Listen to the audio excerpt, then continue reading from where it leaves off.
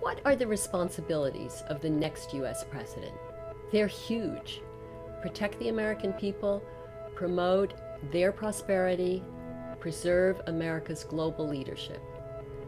The White House in the World Project presents ideas for how to do just that and help some of the world's poorest people at the same time.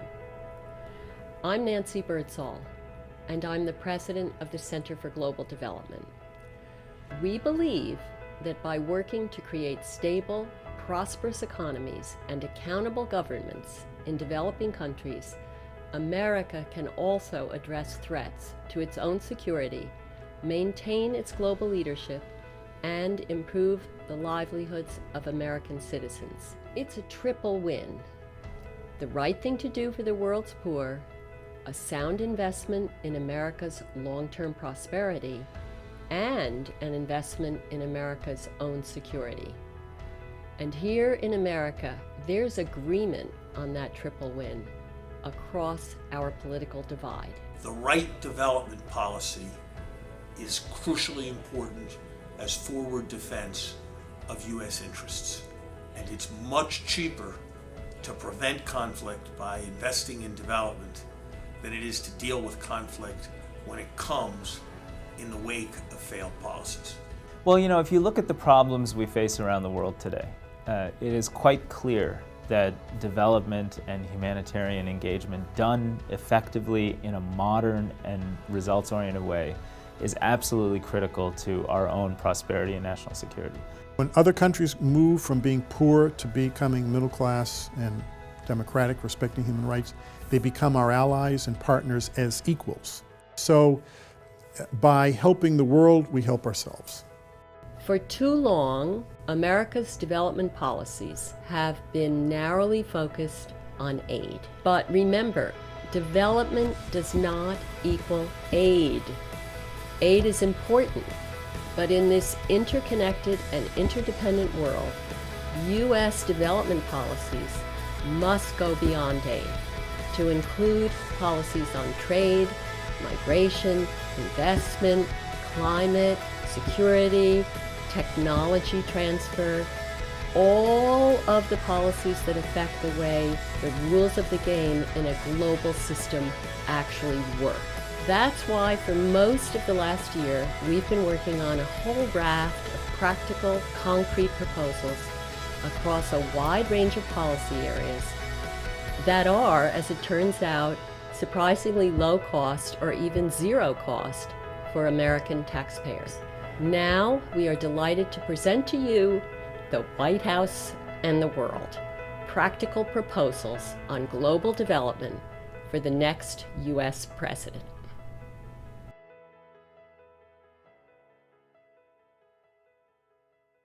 Hello, ladies and gentlemen. Thank you very much for joining us. I'm Rajesh Mirchandani. I'm the Senior Director of Communication and Policy Outreach here at the Center for Global Development, and it is my pleasure to welcome you all here this afternoon. I'm going to be the host for today's panel discussion, Global Development and the 2016 Election, also known as Why Global Development Matters for the Next US President and What He or She Should Do About It. It's an increasingly important discussion as we head into the campaigns proper, and it also marks the launch of this meaty piece of work. You've all got one on your chair. If you're watching us on the live webcast, welcome. Check a look at the dedicated website, cgdev.org. You can access it via our homepage. It is packed full of practical ideas aimed squarely at the campaigns and the next president. We'll tell you more about it shortly. But first, let me tell you a little bit about our panel. They have huge depth of experience and knowledge on US policies and how they impact people overseas. Let me invite them to the stage as I introduce them. In fact, gentlemen, if you'd like to take your seats up on stage. So first of all, we have Ben Leo, CGD Senior Fellow and co-editor of the White House and the World Project. The eagle-eyed amongst you will notice he's not Nancy Birdsall, although frankly I've never seen them together. Nancy's plane was delayed and she's hot-footing it here from the airport. She may join us later. Ben, however, has lived and breathed this project and the issues behind it. Next to Ben, Tom Nides. was Deputy Secretary of State under President Obama until 2013. Then he took up the role of Vice Chairman at Morgan Stanley. Previously, he held high-level offices with several major public and private financial institutions. Next to Tom, Michael Elliott tore up the world of journalism as editor of Time magazine and Newsweek, now runs riot through the status quo of development as president and CEO of the One campaign. In fact, he just came back from Addis Ababa, where we saw each other at the UN Financing for Development conference, and there, the One campaign extracted commitments from, among others, the US government to create more and better data for development. And at the end of the line, no means least, Tony Fratto served as Deputy Assistant and Deputy Press Secretary to President George W. Bush, representing the administration on international and domestic economic policy. Before that, he served as Assistant Secretary at the US Treasury. He now runs Hamilton Place Strategies, a consultancy here in DC. So as you can see, ladies and gentlemen, if anybody knows about how US policies can impact development, our panel does. And I'd like to invite you to give them a round of applause to welcome them. That's it. Panel, thank you. As I said, Nancy is hot-footing it. Forgive us for the horrendously all-male panel. It wasn't deliberate, I promise you. No letters of complaint, please. And one Nancy equals three of us. Is the way apparently there is. Yeah, there are many ways of saying that. Now, what we're going to do, we're going to hear from each of the panelists throughout this afternoon. Before we open it up to questions, I am very keen to get to questions. And panelists, if you have been to an event here that I've moderated, you'll know that I am rather ruthless when it comes to timekeeping. So I will ask you to move along with your comments without cutting you too short. We want to get to some of the substance of the issues as well. So, panel, audience, the reality of development is shifting, has shifted. The need is different. Aid is a tiny and declining proportion of development finance, and the US, long the shining city on the hill, is losing some of its luster. Yet more than ever, development policy is vital to America's relationship with the world. So, given that, what should the next US president do to ensure and enrich America's future position as a power and a partner to the developing world?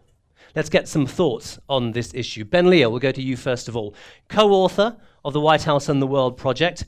Give us the big picture view, Ben, that led you and Nancy to this project. Why is White House and the World needed? What are the issues that make it necessary? And hint a little, lift the cover a bit about what people might find inside. I'll try my best on that. Rajesh, your lead-in actually was perfect in terms of some major drivers that have been underway over the last 10 or 20 years, and what does that mean for the U.S. in terms of its foreign policy, development, commercial policies abroad, in the context of prosperity and stability at home, as well as projecting our influence and outcomes abroad. I'd like to start with a couple of examples of these drivers, these dynamics that have dramatically changed how we should engage things that have happened over the last 10 or 20 years. First, I would start off with how increasingly multipolar the world is. So Rajesh mentioned that the U.S. has lost a little bit of its shine or sheen. We all know about how China and other emerging actors are dramatically increasing their engagement throughout the world, giving smaller nations a lot of other options in terms of financing and commercial partnerships. Has dramatic implications for America.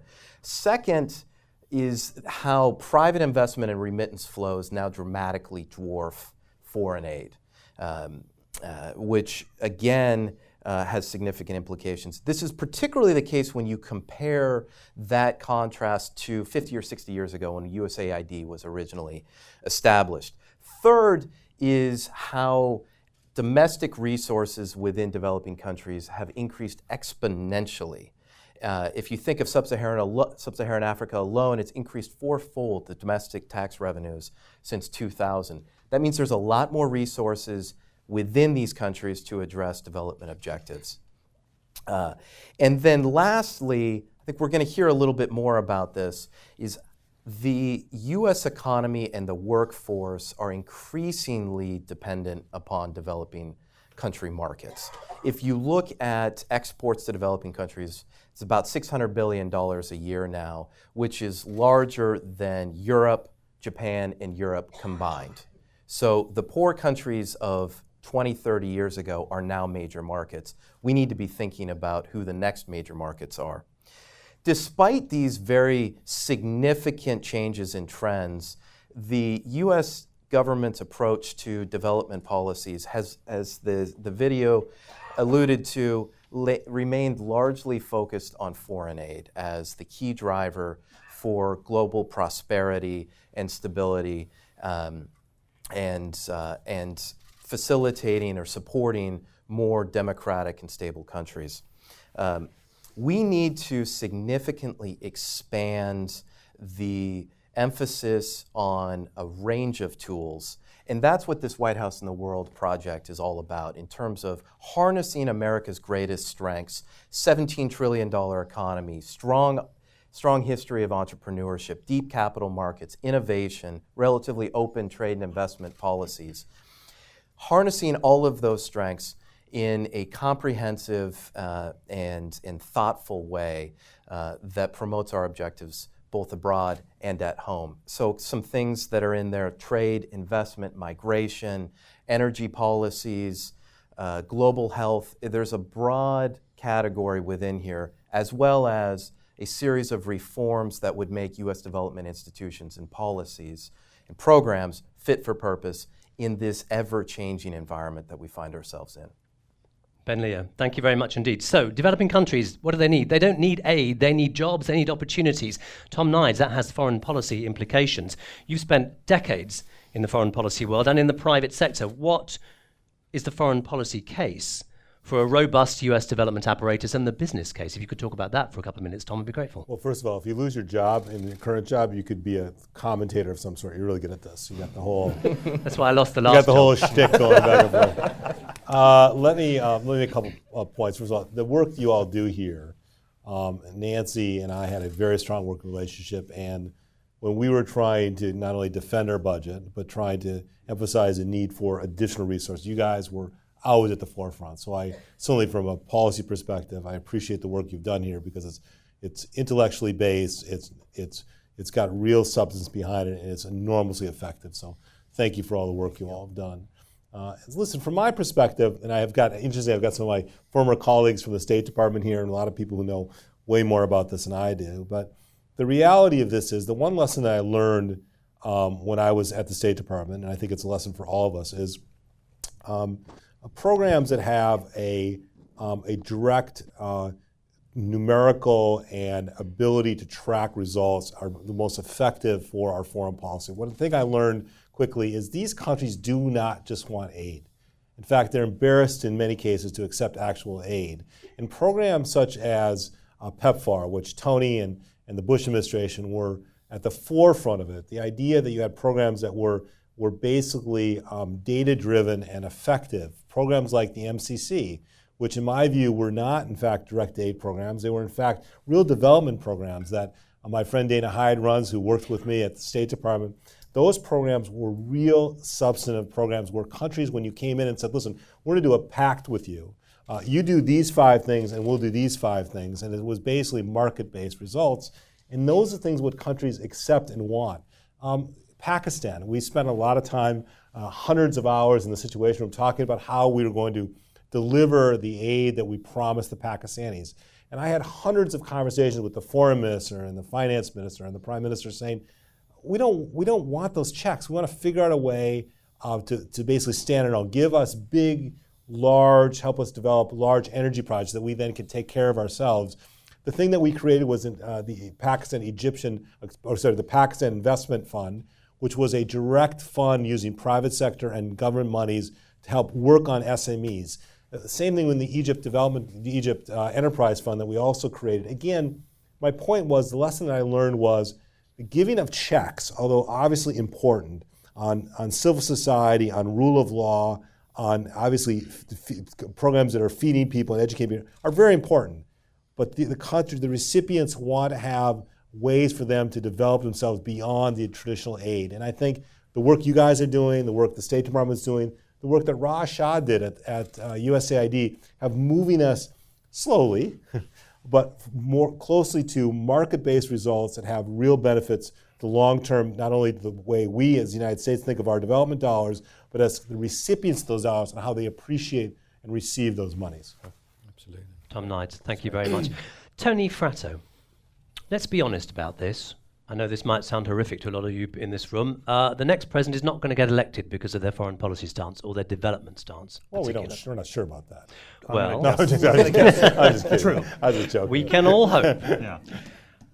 So in that case, Tony, where are the political constituencies going to come from that gather around the issue of development? How do we make it a vote winner? It's a great question. I do want to say, though, that there are ways to, if not get them elected by it, but at least put pressure in campaigns, and we should do that. I know one campaign is doing a lot of that and should keep it up, because that's the way to get it on the agenda of presidents. And just two things on that. One is that when you have presidential candidates making commitments in a campaign, they generally try to fulfill those commitments. As I know, like, a lot of people don't believe that. They believe politicians say things and then try to do the opposite when they get elected.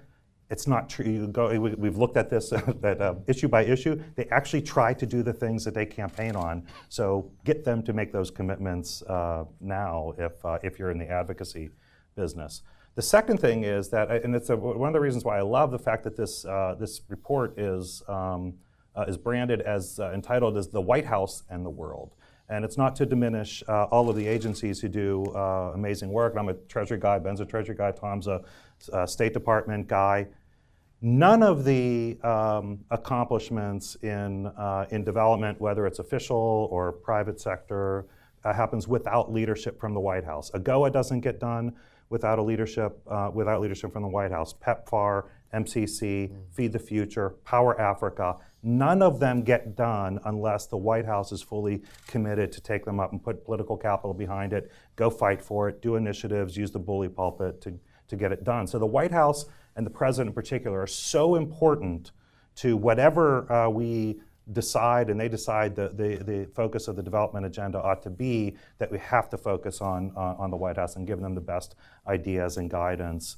To your question, though, it's not easy to get Americans and to get American voters involved with these questions. I mean, there's a problem that America has had for a long time, separated by two big oceans, keeps us separated from a lot of the problems of the world, and we tend not to focus on the rest of the world.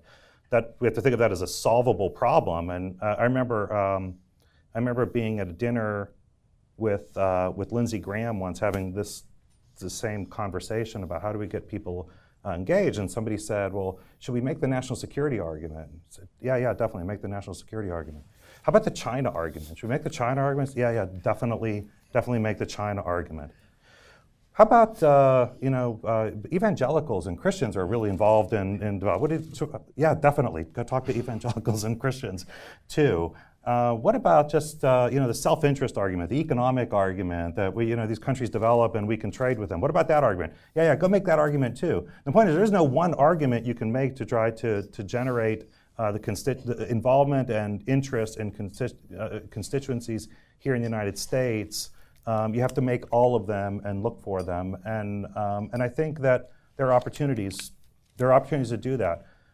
One last point on this is that I do believe at the end of the day, and when we would go up to the Hill and talk to appropriators and talk to members about supporting a lot of our programs, is that I do believe that Americans are actually generally generous and want to be generous and want to help and want to find ways to help. What didn't help was the belief, sometimes accurate and sometimes erroneously, that our efforts on the international development weren't effective. Sometimes they weren't effective, sometimes they were effective, and I think they've become increasingly more effective.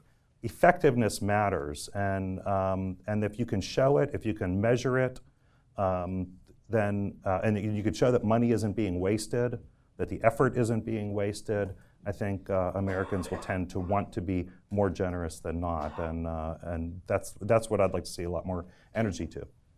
Tony Fratto, bit of shameless name dropping there, but thank you for it. Michael Elliott, Tony Fata was talking about how Americans want to help.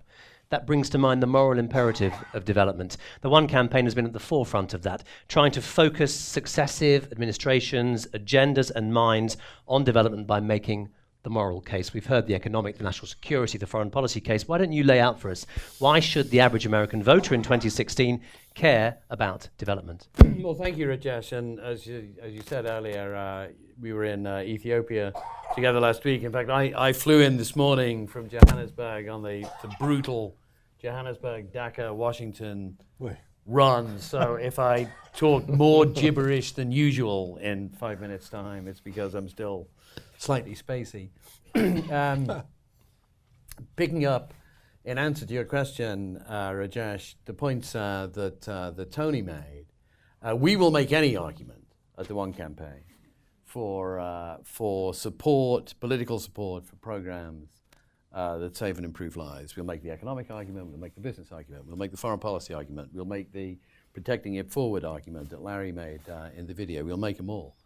But I do actually believe, and it picks up Tony's last point, I do actually believe that at its core, the success of the effort to get bipartisan broad support for life-saving programs over the last 20 years does actually lie in the fact that Americans believe it's the right thing to do. They believe that there is a case that those of us who came out ahead in the lottery of life should do what we can to help those who cannot. What was it that your former boss, President Bush, used to say to those who? What's the phrase he always used to use? Those who are given much is expected. Much is expected. Sort of misquoting the Bible, but Yeah. it's effective though. Still, yeah. Sorry. So my boss, the co-founder of Juan Bono, though he'd kill me if he heard me describe him as that, he likes to say when he's talking to an audience of scientists and healthcare professionals and people who kind of really do the drug development and so on, he likes to say, we started off our campaign talking about AIDS, talking about HIV/AIDS at the time of PEPFAR when you and others were working on it, Tony. And you could kind of look at AIDS drugs and you could say, is that such a really great ROI? I mean, really? I mean, they were quite expensive, and how many lives did they save? And he said, but we didn't do it because of that. He said, we did it because it was a question of justice. That in Washington, D.C., you could go to the CVS and you could get a few pills that were going to save your life. And if you were in Malawi or Ghana or Kenya, you couldn't. And the only reason that you couldn't was an accident of geography. That's it. No other reason. So at its heart, the appeal to justice is incredibly powerful. It's incredibly powerful. There's stuff that we can do. It's a rich world. We have incredible resources. There's stuff that we can do, and there's stuff that we have done. We have had an extraordinary impact in the last 15 years, not just in kind of reducing global poverty, but in really attacking some killer diseases like HIV/AIDS, malaria, and others. We've driven down deaths of those before their 5th birthday in half in the last 15 years. We can kind of drive it down again. So it's an extraordinary thing that one has been able to do, and there are wonderful reasons of politics and economics and business and opportunity to do it. But at its heart, I think that people understand that the reason that we do this is a reason of justice. Now, let me just kind of say one thing. I think the United States has been an incredible leader in this enterprise in the last 15 years, and astonishingly, in a city where Republicans and Democrats can't agree on what day comes after July the 4th, they've done it in a way that shows genuine bipartisan spirit. But I think as we move to the next stage of thinking about development, and think of a lot of the issues that Nancy and you and Todd and others here have been writing about, Ben, in terms of global public goods, as we think about climate change, as we think about migration policy, as we think about tax policy, very much on the agenda at Addis, at the Finance for Development conference last week, as we think of peace and security, and we think of their impact on global development, it is going to be tougher, I think, to maintain the wonderful bipartisan spirit that has seen us through these last extraordinary 15 years. So maybe that's something that we can pick up later on. Certainly will. Okay, Michael Elliott, thank you very much indeed. Tony, you just got upped in your name dropping by Yes, Michael Pretty, Elliott. pretty impressive. It's a benefit Bono of bomb last. there. Yeah. Okay, so we've talked about the why for robust US development policies. Let's put a little meat on that. Let's talk about the what. A lot of it is included in this publication here. Michael just hinted at it. It talked about politics, the economics, the business, the justice motivations. Many of the papers in here draw on all of those and give practical recommendations for what the next administration could do. Let's get some examples from this. Let's call on Tom and Tony here. You've been keen observers, active participants in shaping US development policy for the better part of the last 2 decades. Can you share with us examples of where you think US development efforts have achieved real progress during that time? Tom, you did give us a couple of examples earlier.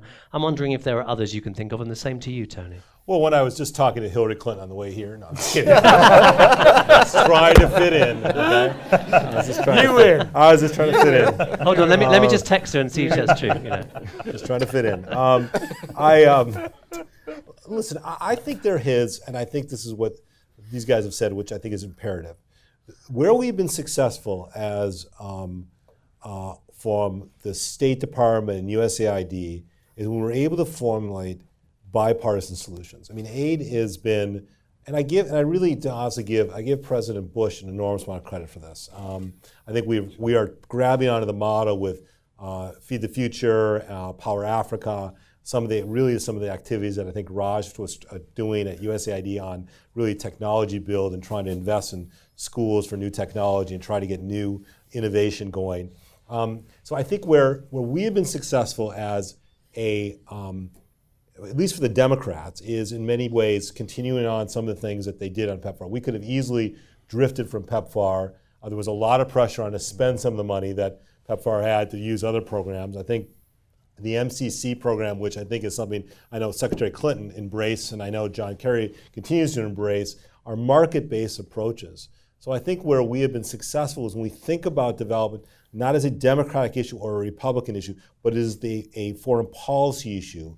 And I think when we can convince people that one of the ways to avoid these constant conflicts that we find ourselves in is trying to really to build civil society in a way that's effective. And the way you build civil society is giving people hope. And when countries, I spent an enormous amount of time in Afghanistan and Pakistan and Iraq. The people there are no different than the people in many places around the world. When there is no hope and there is no opportunity and there is no rule of law, guess what happens? Conflict happens. And I'm not saying it's a cure-all to be-all, but the reality is the one thing both Democrats and Republicans can agree on, they may squabble about how much money we spend on it, but can agree on that the investment in upfront, as they say, paying forward, has enormous economic value for the country. I'm not saying that we could have done more in some of the places we've had conflicts over the last few years, but there's no question that it's something that we are convinced of, at least from a policy perspective, that we can benefit. So my takeaway is, what we've been successful in the last 10 years, the last 20 years, is when we work together across political parties. And I give organizations like One enormous. They're not a Democrat or a Liberal or a Republican organization. I agree with Tony about the religious community. I spent a lot of time with Senator Graham, and he's the kind of person you want on your side, not necessarily being president, but being on your side in this. There was no one I would go to quicker than to Senator Graham, who understood the issues, understand the importance, and the religious community was very important in developing that core argument. So bipartisanship, metrics, but more importantly, focus on the things that work and not try to reinvent the wheel with every administration. Keep the things that worked really well, try to reinforce those, and also bring up your own ideas as the next administration. You talked about MCC and PEPFAR. Tab I, MCC, Tab J, PEPFAR, all included in the book. Tony, same question to you, if you wouldn't mind. I like that, obviously, it's always nice to hear praise for the programs that we worked on, and obviously some things preceded Bush administration. AGOA preceded the Bush administration. The durability of it, though, I think is really impressive, and the bipartisan support for it, and we sought to expand it. We're proud of the bipartisan support for PEPFAR and Malaria Initiative and MCC and some of the other, debt cancellation, obviously. We're proud of that. We're proud of the durability of it. What I'm most proud of, though, is the willingness to look at them in evolutionary ways. I never got upset when I would hear that the Obama administration is looking at ways to evolve PEPFAR or to evolve AGOA or to evolve any of the other programs they're working on, because that's what should happen. The way these programs work, and so I actually think the ability to when you create these programs and you have a principle and you have a concept of measurable results, measurable outcomes, then you can set it on its way, and if you stick with those principles and look for ways to keep them modern and appropriate and working in the right context, other administrations should evolve them, and the next administration is going to evolve, Power Africa and Feed the Future. Feed the Future, of course, is a really, really important evolution in the way we think about food that spans decades, right? Decades of no real evolution. It was long. It was a long time coming. So they're going to have to continue to evolve that way. But you asked the question of what is most effective, and I actually think as effective and as proud as I am of all of these programs, I actually think what we're seeing today is much greater impact from what our private sector is doing without an interest even in development. I mean, the availability of technology today and ideas today, and the ability to socialize ideas and spread knowledge, it's just obviously unsurpassed in the history of the planet, and I think is actually having the most impact on the ground in so many countries right now. And and what I would love to see actually is a little bit more attention from our companies that are creating that talent and using it, and thinking on their part on how they can maximize the development benefit from the things that are developed. Some of them are, obviously Google thinks about it a lot, but not every big technology firm is doing that. I'd love to see a little bit more of that. Okay, Tony, you actually sort of led me to my next question, which is, we've talked about the changing environment of development, that remittances dwarf aid, that there is growing demand for development finance, private sector involvement, private sector investment in developing countries. And you talked a little bit about harnessing technology, perhaps. I'm wondering what you panel, all of you, any of you, think of as the greatest challenges that the US faces to keep up with these trends in development. Can I just answer one quick? I'll answer quickly if you jump into this, guys. The problem is getting the Congress to do things differently.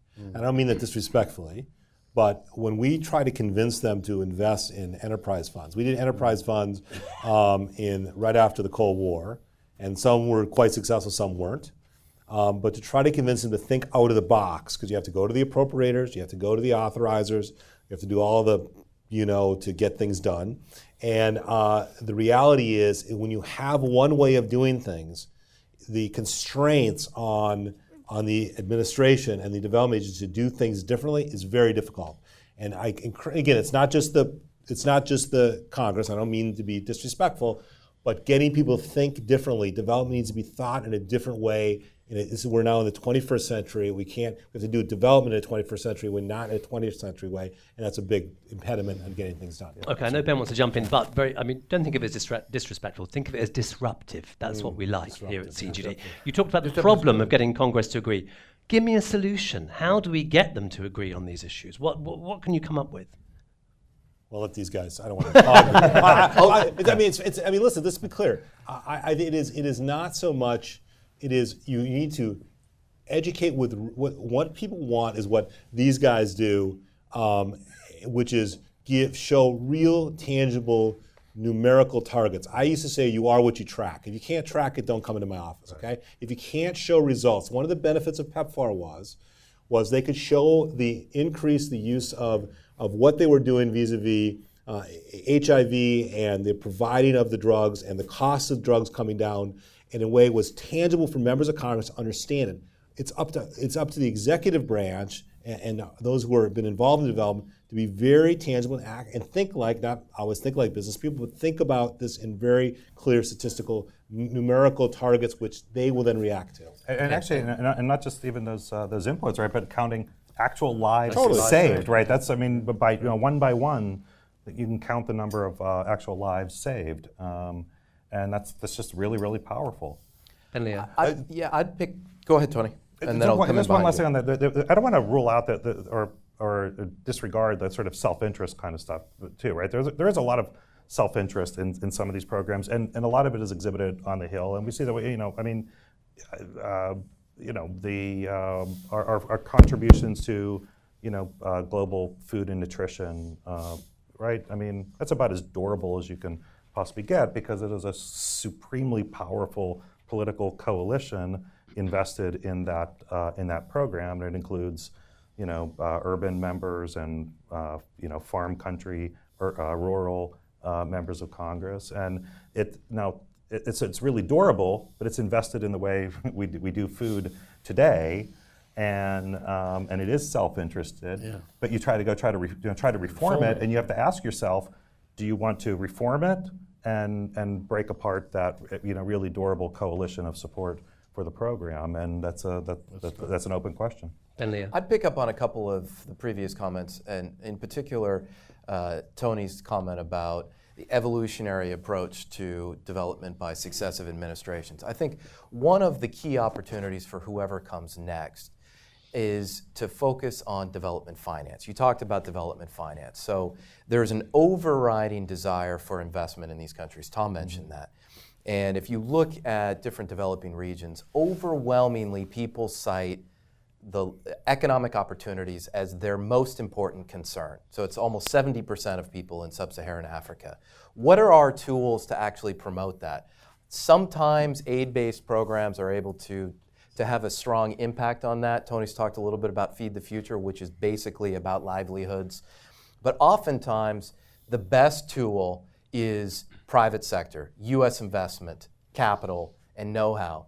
And in that context, I think there's a great opportunity for the next U.S. president to be able to take some evolutionary approaches to what we have now. So Tom was talking about the enterprise funds and how difficult it is to get Congress to appropriate $50 or $100 million or several $100 million. Well, right now, we have the Overseas Private Investment Corporation who's sitting on $11 billion of deployable capital but can't move it because they don't have the staff and the teams to actually do transactions. They're doing great work, but they're under-resourced. And so I think one of the big opportunities for the next president is in this particular issue, development finance, which is harnessing America's strengths, building off of what we have currently, but is highly dispersed across a whole range of different U.S. agencies.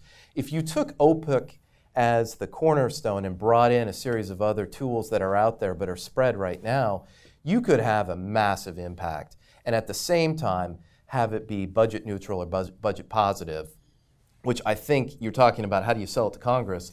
There may be other political challenges, but removing that one is very important. So I think that's one that's an opportunity in terms of evolution that I think we'd like to see. I mean, let me just foot stomp that the idea of creating a development bank. Again, Elizabeth does a great job at OPEC, and all of the people do a terrific job. But we are nowhere near where we need to be. One thing that we have in this country is the availability of capital and the ability of technology. And the combination of those are very important. And the reality is, I bet I spent almost 2.5 years trying to get the Egyptian Enterprise Fund up. I got Jim Harmon, who was, as you know, a big-time banker, but had run the XM Bank. I cajoled him into doing it. He says the most frustrating thing he's ever done, but he's gotten it done.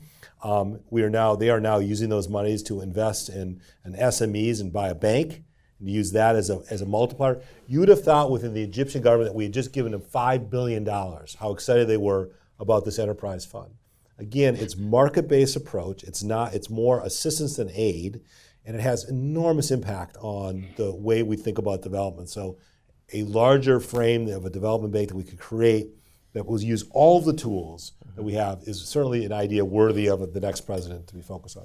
Okay, Michael, a quick point on this, and then I want to ask you a question. Yeah, so let me just kind of be a tiny little bit retro on this point, because I mean, there's nothing that anyone has said about the importance of private sector investment that I don't agree with. I mean, it's obviously the case. It's obviously the case that FDI flows dwarf and will dwarf even more over the next 10 or 15 years, flows of ODA, of official development assistance. But, let us remember that for quite a while, $1 of FDI does not equal $1 of ODA, does not equal $1 of remittances. They have different impacts, they have different effects. And as we continue to drive down the number in extreme poverty and the number who suffer from preventable death, we will be left with a core in the most fragile states, in the least developed countries, in West Africa, in the 3 Ebola countries and what have you, where aid is going to count for a significant period of time. So although everything that Tom said, that Tony said on private sector stuff, I kind of completely agree with.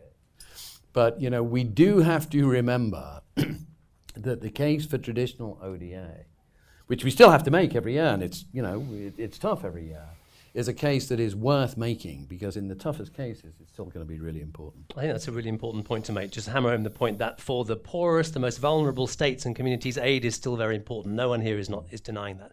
What CGD talks about a lot of is beyond aid policies. The idea that as more countries graduate from being, in abject poverty, that what they need is investment, and they need jobs and opportunity more than anything else. Let me ask you one more quick question, then we're going to open it up to the audience. I talked about beyond aid policies. The idea of a US Development and Finance Corporation is a beyond aid policy. It's a virtually no cost, tweaked policy to US policy that the government could make that would have massive implications for the developing world.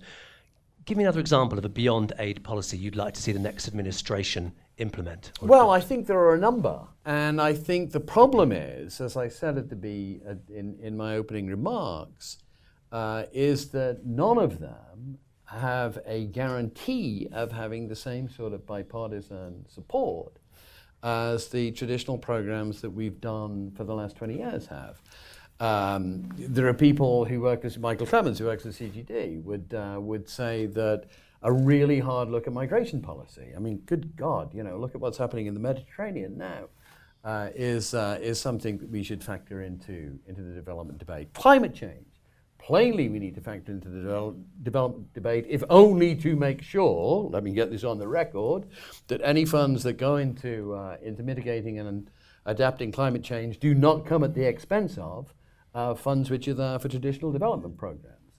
At Addis Ababa last week, we ended up talking at great length right at the end of the FFD program on taxation, on international taxation problems. Not because kind of stroppy little CSOs like us put it on the agenda, but because developing countries want to talk about global taxation. So there are a lot of beyond aid, there are a lot of new development topics out there. Not all of them, though, are as easy to find the broad political consensus in this town as we have been able to do with the health and the nutrition and the extreme poverty program. That's why you're all here. Tell us how to do that. Ben, quick point, then we'll open it up. There's a couple of things on this. First, I've been focusing on investment, finance, and a range of other things. So you guys got commented on for name dropping. My job is to name drop the content in our product. But I should flag that there are a lot of ideas for how to make the existing aid-based programs even more effective and efficient. So there's things on USAID, MCC, PEPFAR, Global Health more broadly, that would be smart tweaks that would likely have no incremental cost, but lead to more effective outcomes. I would actually take exception to Mike on migration. That's one of the ones that I would actually flag. Absolutely is it incredibly charged.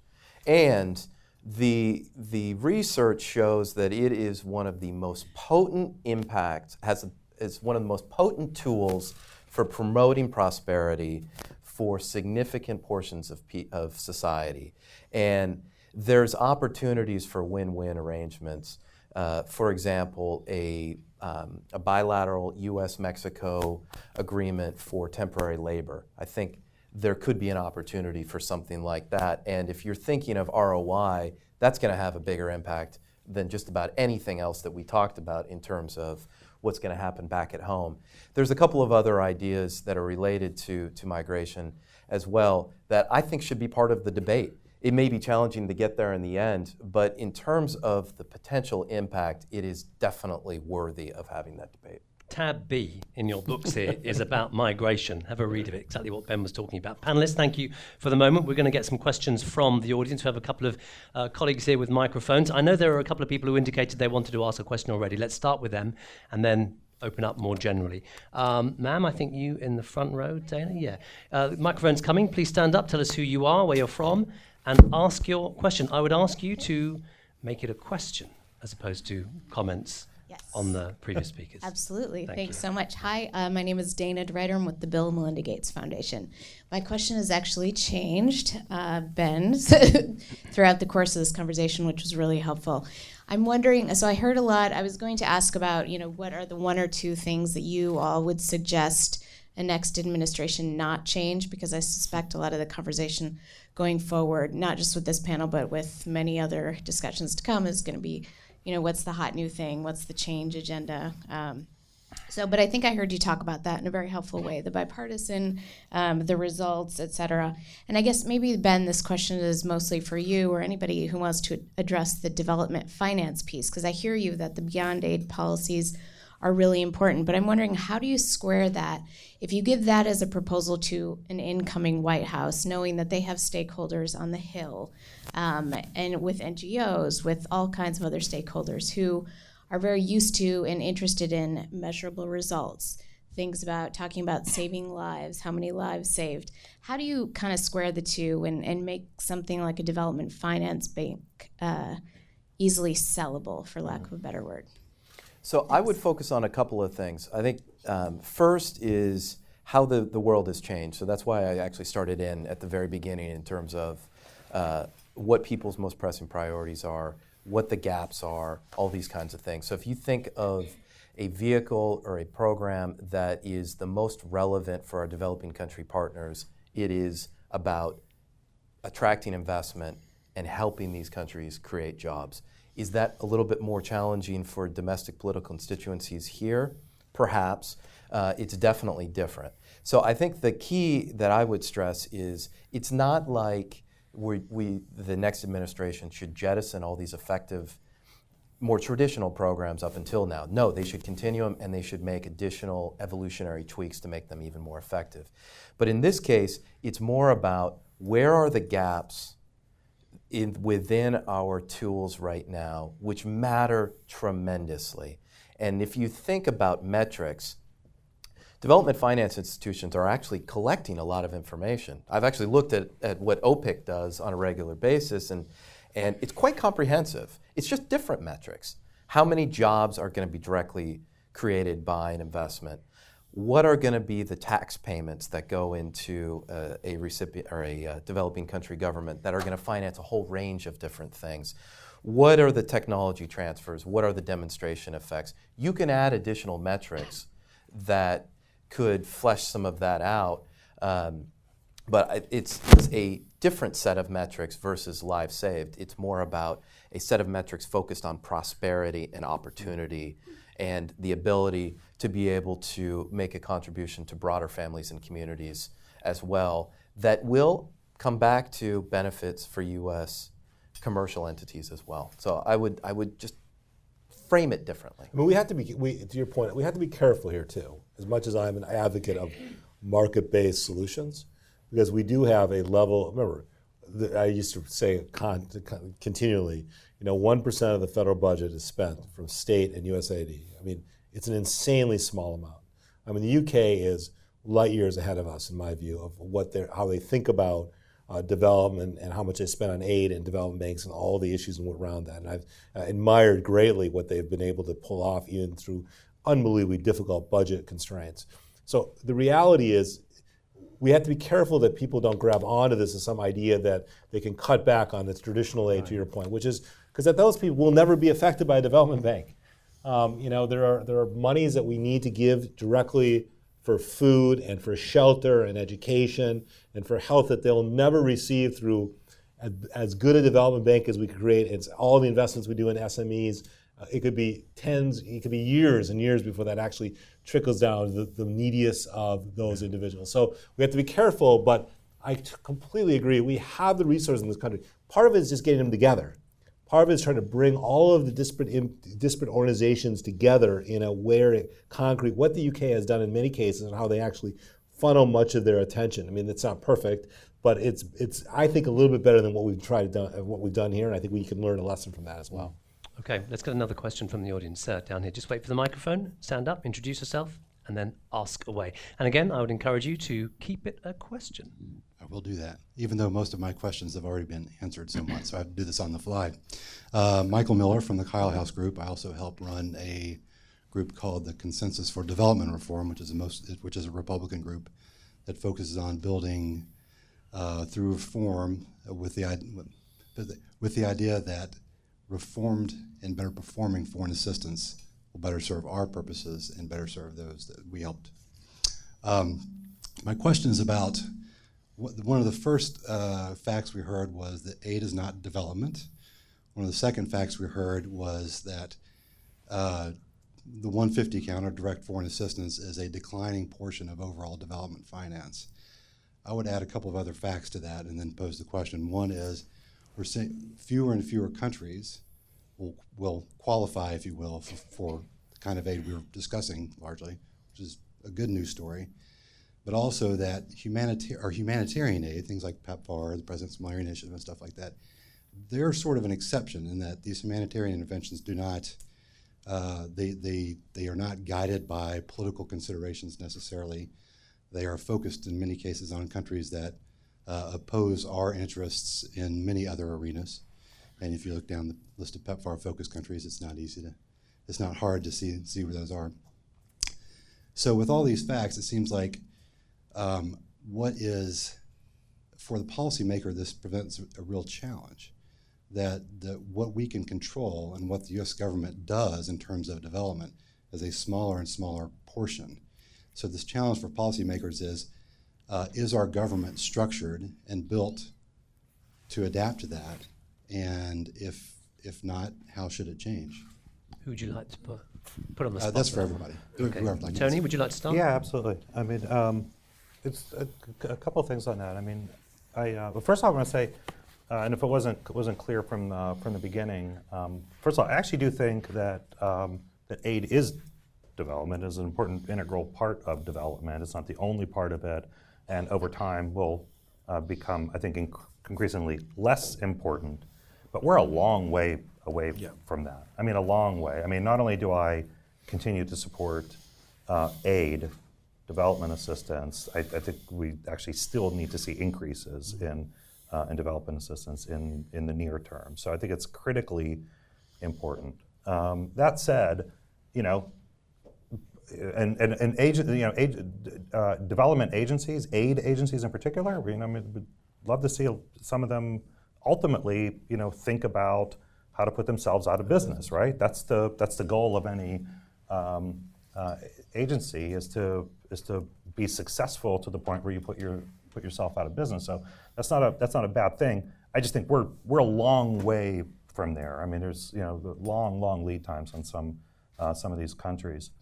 But getting back to the sense of sort of evolution of goals and tactics to achieve what we're trying to accomplish, I do think there's still a lot more that we can do to make help countries become actually much more welcoming as they do their health and education goals and infrastructure goals, to make themselves much more open and welcoming to private sector financing. I mean, I love the ideas of development banks and cash on delivery and all of those ideas. But still, ultimately, we want to create environments where countries have access to, global capital markets, where they're the most efficient allocators of capital. Look at them the right way. Years ago we did some work on thinking about trying to have countries get rated by rating agencies, right? Just to get rated, so that they can have some benchmark when they go into capital markets. Maybe we were too early on that, but we should still keep working on that and have countries continue to try to work on how they can get rated. We also have some storytelling to do too, and convincing a lot of multinational companies in particular to go into these economies. The biggest problem we have is not that the United States government isn't engaged in Africa, for example. It's that U.S. corporations aren't engaged in Africa.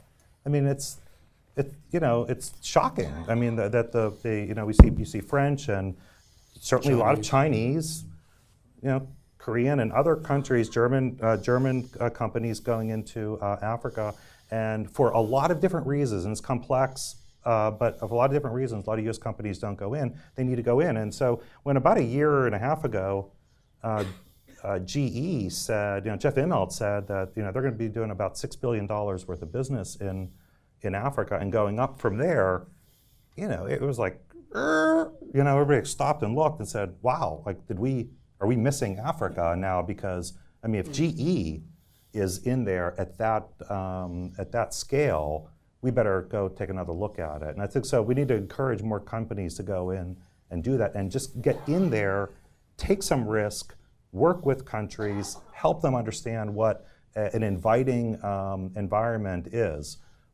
Last point on this. At Treasury, we tried to do a lot of this kind of work too. We did a lot of technical assistance in these countries. It's probably the least known program in all of the federal government is technical assistance for countries on fiscal and other matters, helping them do a budget. But it sounds so sexy. How could it be least? It's amazing, because it's like really talented people around the world that countries pay for, right? To go in and help them do fiscal budgeting and reporting economic data and interagency operations, and it's hugely important for how these countries can operate, and again, to be inviting for private capital to go in. Okay, I want to just open up to some questions. The hands have shot up into the air. Let me gather a few questions. Let's start over on this side, as these hands up went up first, and then come around to this side. You, sir, if you could just stand up, tell us where you are from, give us your name, and I would encourage you to make it a question, brief, to the point. We are tight on time. Mike Davis, Universal Human Rights Network here. I'd like to hear the panelists address the role of human rights in development and financing development. Thank you. Okay, let me take a couple more questions actually before we answer that. Gentleman behind you, then we'll go to you, sir. Hello, my name is Miguel Euse from CSIS. I guess my question is, how do we sell ideas that don't have short-term results and that the metrics are not that clear? We haven't talked almost at all about governance, institutional programs, cultural change, so it's a little bit trickier to sell these kinds of ideas. Okay, and then this gentleman over here, then we'll get some answers to these questions. My name is Neil Belson, and I was president of New Agriculture Incorporated, a Maryland company that developed technologies for bioprocessing, converting plant materials into energy and chemicals, until I sold the company last month. And my question is, with the growing emphasis on bio-based technologies, that is the production of fuels and also industrial chemicals from bio-based sources rather than petroleum sources, is there any opportunity for I would think there is, and is there opportunity, and how, for developing countries to take advantage of these new technologies, because they already have the most important raw material for capitalizing on these technologies, which is land. Okay, 3 questions there. Let me summarize briefly, panel. The first question was about the role of human rights. The second question, as I understood it, was how do you basically stop results being short-term through better governance? And then the last question was, are there opportunities for developing countries to use technologies based on biofuels, given that they have a lot of land? So who'd like to kick off? Tony, pick a question. Sure, I'll take just first of all, yes, human rights are just critically important. We can't not, in U.S. government, I don't think we'll ever, stop, speaking out on human rights issues. We do it. We're the loudest and most persistent on those issues, and I think we have to keep that up. And I think they go together. I think it's integral to development. On short-termism, it's a real problem, right? In fact, it's a bigger problem. Ironically, with more democracy, right? Because if you're going to have open elections, then people become politicians. This is just live with this, right? They have to go out and get people to vote for them. So if you say we're going to do, you're going to see the results on education. That's going to take 12 years, right? That's really tough. So you do have to do some measuring of and accounting for inputs in those situations also, because and find ways that people can see results on things like that. Even if the ultimate results, the outcomes that we want to measure and count for, can they read, can they compute at a high level? You're 12 or 15 years away from accomplishing that. If you're going to do a mega project on power and water, right? You're talking 10 or 15 years before you see real results from inception to rate-paying customers getting water. So until you get some interim solutions, you need to think about some interim solutions along the way. It's tricky, but you just have to account for it. No, I very much agree with that. Sort of prior life, I was in the Cabinet Office in the British government as a policy wonk, and I remember vividly, shortly before a general election, a minister saying those policies that we did to increase the employment opportunities of school leavers, when exactly are they going to take effect? About 25 years. He said, can you speed it up? Not really, not really. So no, I mean that's absolutely right. I think I really wanted to say something about the point on governance, because I think that is going to be an increasingly critical part of the debate that we have on development for the next 10 years. Because I think we are learning, or I was going to say every day, that's an exaggeration, every month, every year, that the inputs that we make, whether to fund health programs or nutrition programs or anti-poverty programs or infrastructure indeed, whatever it is, critically depend in terms of desirable outputs at the end on the quality of governance that one sees. And I think anything, there's already a debate about how that can be nudged along. And the key part of the debate that we can concentrate on right now is what we in the global north can do to improve governance in the global south. And one thing that we can do is make corruption less easy. All those kind of lawyers in London and New York who kind of write kind of tax dodging. I mean, guys, haven't you got anything better to do with your degree from Oxford or Yale than just kind of do that? But all the stuff that we can do in the global north to make sure that capital flight is reduced, to make sure that illicit capital flows are diminished. Frank Vogel is here, one of the founders of Transparency International, knows exactly what I'm talking about. That's not where the governance debate should end, because there's lots and lots of issues of the governance debate that we really need to get into in the global south as well. But at the very least, we can think of those things that we can do in the global north to make sure that governance is improved. Okay, panel, I'm just going to invite two more questions from the audience. We are running a little bit long, and then I'll ask you to give 30 seconds worth of closing remarks. Lady over there, and Frank Vogel over there. Let's go to the... So, since this is all about the White House and the world... If you could start by just introducing yourself, please. My name is Rachel Bailey. I'm with the U.S. Treasury Department, International Affairs. So I was wondering if any of you cared to talk at all about the potential candidates for the White House, and if there are important differences you might observe amongst them all. I'm going to intervene here to spare their blushes and say we are going to be having a reception, so maybe you could have that conversation with the candidate, with the panelists. No, I'm more than happy to have the conversation. You want to have that? You want to make that point? You just talked to her on the way in. So. Yeah. I'm going to say perhaps have that conversation over a drink later on. Frank. Here. Transparency International. Thank you for that plug, and you're totally right, of course, about corruption. Security. You mentioned it right at the introduction, but then, as far as I can see, there isn't that much here. Question. If you're going to get development really on the agenda in this election, isn't it high time that security policies and development policies were looked at one and the same time instead of separated out? And what is your recommendation for doing that? We certainly see massive corruption in security aid programs, which is why they're undermining development. So that's just one suggestion. I'm going to suggest that afterwards, when you're having a drink, you talk to Nazanin Ash over there, who's written about foreign policy for White House and the world, and I'm going to invite Ben to answer this question. So you beat me to it. I was actually gonna highlight a forthcoming paper. It's not in this particular briefing book right now, but it is going to be in the next wave. So this is going to be a living project for us. There's going to be at least several more coming in.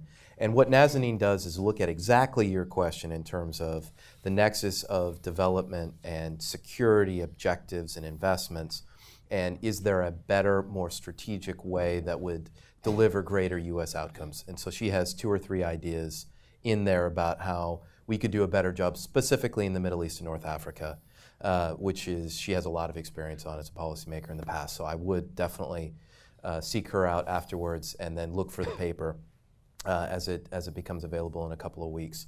If I could, just do a couple more plugs and continue my role on this, is Michael's made some very good comments and observations about transparency, economic transparency. One of our colleagues, Owen Barter, has a brief in here about some very specific ideas that a number of folks have been working on for some time and would actually have a very big impact. Some of Owen's work is new. He's worked on transparency for years and years.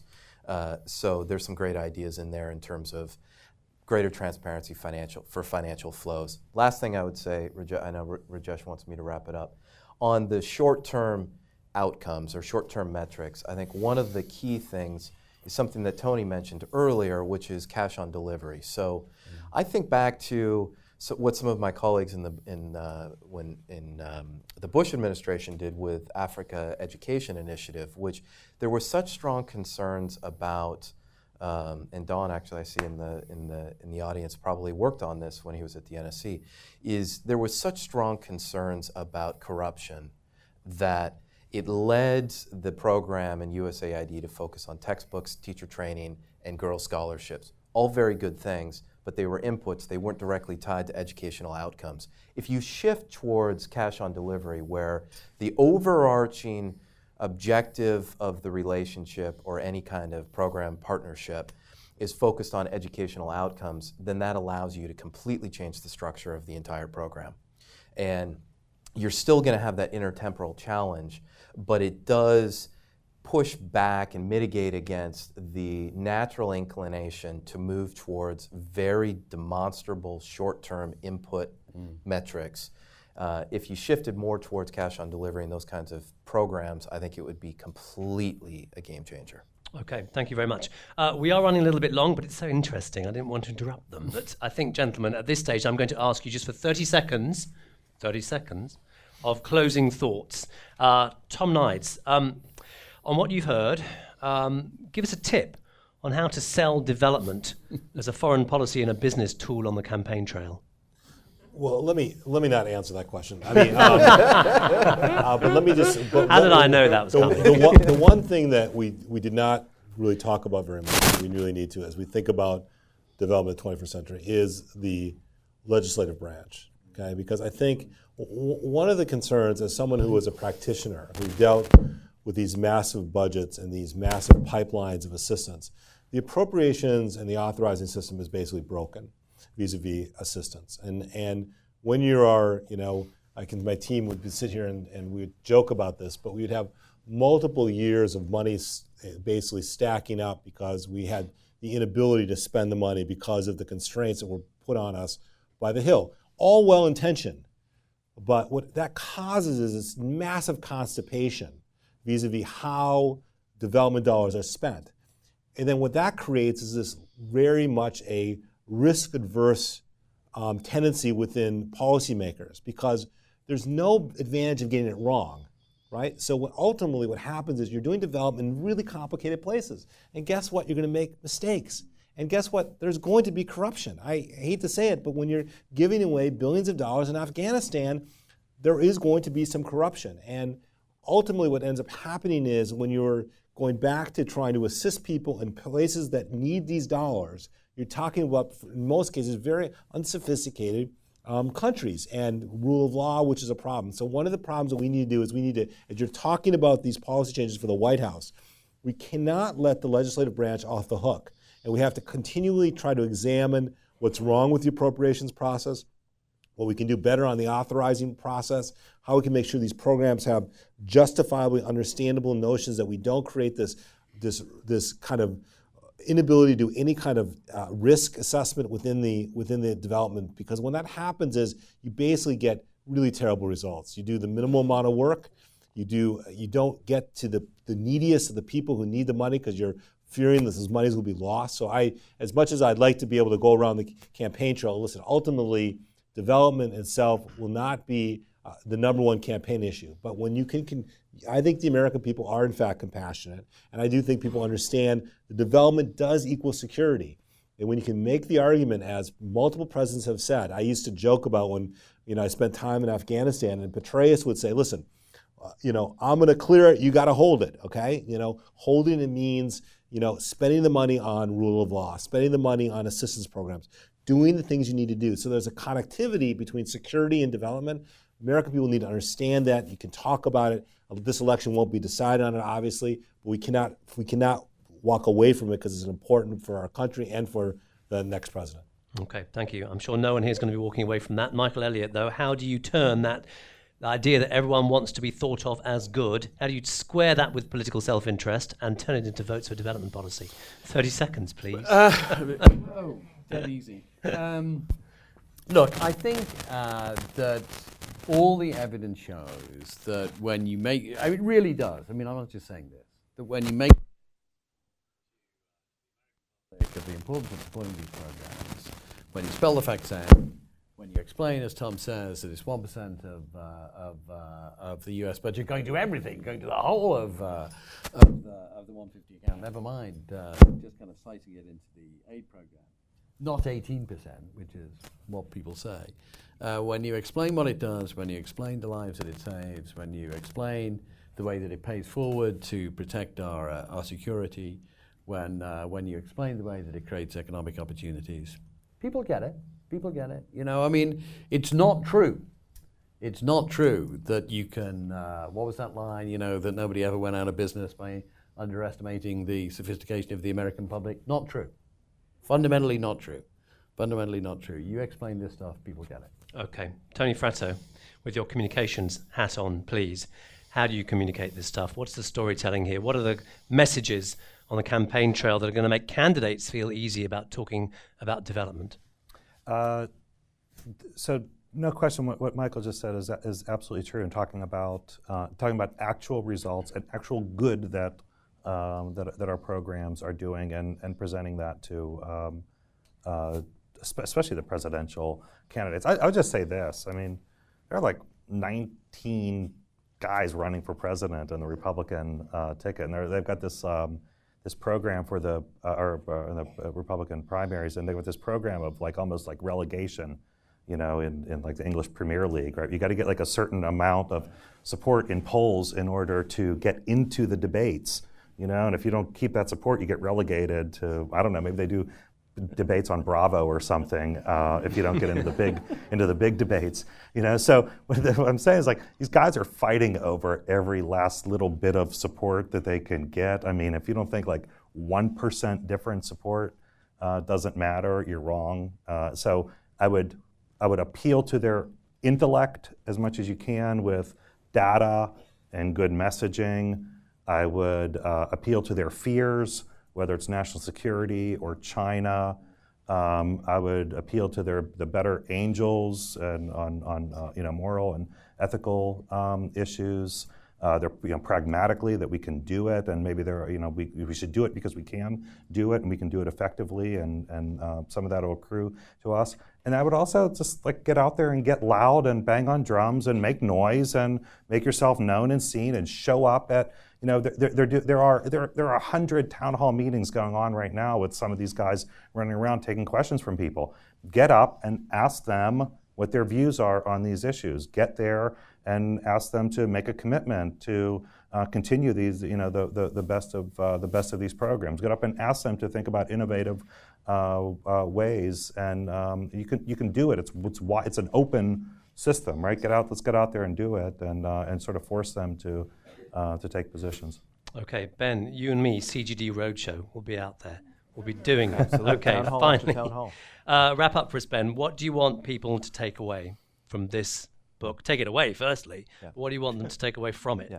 I think there's a couple of key things. I think we've heard about why development matters and why it should be a part of the 2016 campaign cycle, and why this would be a strategic investment for whoever wins, him or her, and once they come into office in 2017. I think the takeaway from the White House and the World Project is that there are over a dozen very practical proposals that we believe would have bipartisan appeal in the true spirit of Center for Global Development, which is a nonpartisan think tank. I think there's very concrete tweaks or new ideas that could have an outsized impact for U.S. policy objectives and global prosperity. So what we hope is that as you go away from here, take a look at some of these ideas. Let us know what you think. These aren't particularly, they don't have to be static. They will be evolutionary, as Tony mentioned before. And we're going to be talking with a lot of these campaigns and people that are in influential positions around them. So any kind of feedback and further ideas will be extremely helpful. But this is something that we are very excited about. And what we hope is that a couple of years from now, we'll start to see some of these ideas manifest in actual policy and then start to deliver a meaningful impact on the ground over time. Thank you all for coming. Thank you, Ben. Thank you, panel. Ladies and gentlemen. Yeah.